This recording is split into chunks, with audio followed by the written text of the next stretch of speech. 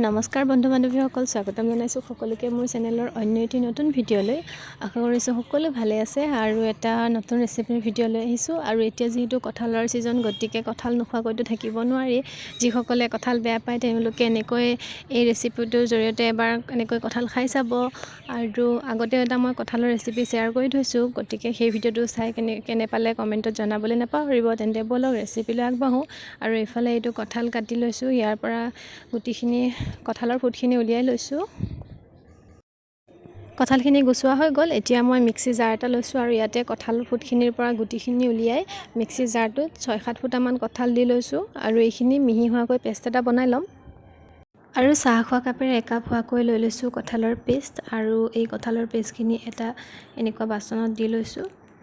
আনফালে সেইটো কাপেৰে একাপ লৈ লৈছোঁ চেনি, আৰু চেনিখিনি মিক্সি জাৰটোত দি এইখিনিও মিহিকৈ পিচি ল'ম।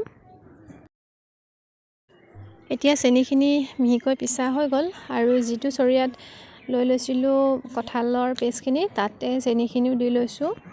আৰু ইয়াতে সেই কাপটোৰে আধা কাপ ৰিফাইন দি ল'ম। আৰু এতিয়া এই গোটেইখিনি ভালকৈ মিহলি হৈ যোৱালৈকে কিছু সময় ফেটি থাকিব লাগিব। এইখিনি মিক্সিটো দি ল'ব পাৰে, কিন্তু মই মিক্সিতে দিছিলোঁ, কিন্তু সেইখিনি সময়ত মোৰ ভিডিঅ' কৰা নহ'লে, গতিকে পিছত আপোনালোকক দেখাই দিছোঁ কেনেকুৱা হৈছে পেষ্টটো। এতিয়া এখন চালনী লৈ লৈছোঁ আৰু ইয়াতে দি লৈছোঁ আটা 2 কাপ, লগতে দি লৈছোঁ 1/4 বেকিং ছ'ডা, আৰু বেকিং পাউডাৰ দি লৈছোঁ 1 চামুচ। আৰু এই গোটেইখিনি এতিয়া আধা প্ৰথমতে চালি লৈছোঁ, সম্পূৰ্ণকৈ চালি নলওঁ, আধাকৈ চালি এইখিনি মিহলাই ল'ম।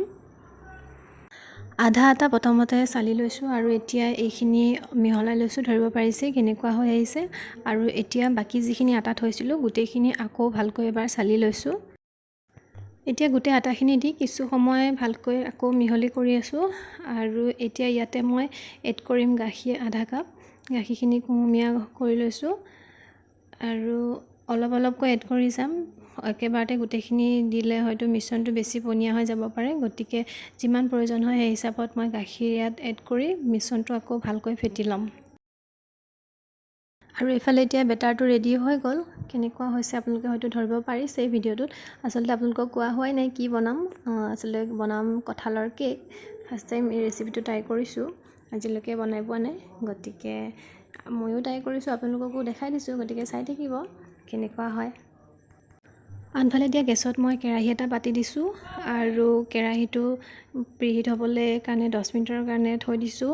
আৰু লগতে এতিয়া মই কেক বনোৱা বাতি এটা লৈ লৈছোঁ, আৰু ইয়াতে মই দি লৈছোঁ অকণমান ৰিফাইন। আৰু এতিয়া ৰিফাইনখিনি দি চাৰিওফালে ভালকৈ মিহলি হোৱাকৈ সানি ল'ম। আৰু এইখিনি হোৱাৰ পিছত ইয়াত মই দি ল'ম আটা অলপমান। আটাৰ সলনি আপোনালোকে ময়দাও দিব পাৰে, কিন্তু ময়দা যিহেতু খোৱা নহয়, গতিকে আটাই আমি ব্যৱহাৰ কৰোঁ, গতিকে ইয়াতে আটা দি লৈছোঁ। আৰু আটাখিনি দিয়াৰ পিছত এনেদৰে ভিডিঅ'টোত দেখুৱাৰ দৰে আটাখিনি কেক টিনটোৰ চাৰিওফালে লগাই লৈছোঁ, আৰু এক্সট্ৰা আটাখিনি উলিয়াই ল'লোঁ। আনফালে এতিয়া মিশ্ৰণটো দেখিছে অলপমান লৰাই, এতিয়া মই কেকৰ বাতিটোত মিশ্ৰণখিনি দি ল'ম। বেটাৰটো দিয়াৰ পিছত এতিয়া মই এনেকৈ বাতিটো লৰাই সমান কৰি লৈছোঁ, যাতে ইয়াৰ এয়াৰ বাবলছবোৰ ওলাই আহে। কেৰাহীটো গৰম হ'বলৈ দিওঁতে ইয়াতে মই প্লেট এখনো দি থৈছিলোঁ, আপোনালোকে প্লেটৰ সলনি ষ্টেণ্ড এডালো দি থ'ব পাৰে। আৰু এতিয়া মই কেকৰ বাতিটো ইয়াতে দি দিলোঁ, আৰু গেছৰ ফ্লেমটো ল' কৰি এতিয়া কেৰাহীটো ঢাকি দিছোঁ। ঢাকি এনেকৈ 30-ৰ পৰা 35 মিনিট সময় থৈ দিম। 25 মিনিটমান হওঁতে এবাৰ মই চাইছিলোঁ, তেতিয়া অলপ বাকী আছিলে কেকটো সম্পূৰ্ণ হৈ উঠিবলৈ। আৰু 35 মিনিটৰ পিছত এতিয়া এয়া কেকৰ ঢাকনখন গুচাই, আৰু সেই একেখিনি জেগাতে আকৌ আপোনালোকক এবাৰ চাকুখন এনেকৈ দি দিছোঁ। আৰু এতিয়া চাওক এয়া হৈ গ'ল কেক ৰেডি, গতিকে ঠাণ্ডা হ'বলৈ দিব লাগিব। আৰু কেকটো ঠাণ্ডা হোৱাৰ পিছত এতিয়া থালি এখনত কেকটো উলিয়াই লৈছোঁ, আৰু ধৰিব পাৰিছে লগতে ওলাই গৈছে কেকটো। আৰু এতিয়া এইটো কাটি লওঁ, তাৰপিছত আপোনালোকক দেখাই আছোঁ। আৰু এইফালে এতিয়া কেকটো কাটি লৈছোঁ, আৰু চাহৰ লগত খাবলৈ ৰেডি কৰি লওঁ। বহুত টেষ্টি হৈছিলে কেকটো খাবলৈ। কঁঠালৰ কেক আগতে বনাই পোৱা নাই, এইবাৰ ফাৰ্ষ্ট টাইম বনাইছোঁ, খাবলৈ ধুনীয়া হৈছিলে। গতিকে যিসকলে কঁঠালৰ কেক বনাই খোৱা নাই তেওঁলোকে এবাৰ এই কেকটো এবাৰ ট্ৰাই কৰি চাব, এনেকৈ বনাই চাব, খাবলৈ বহুত ভাল হয়। ল'ৰা ছোৱালীয়ে কেতিয়াবা কঁঠাল নাখালেও এনেকৈ হ'লেও কেক বনাই দিলে খাব।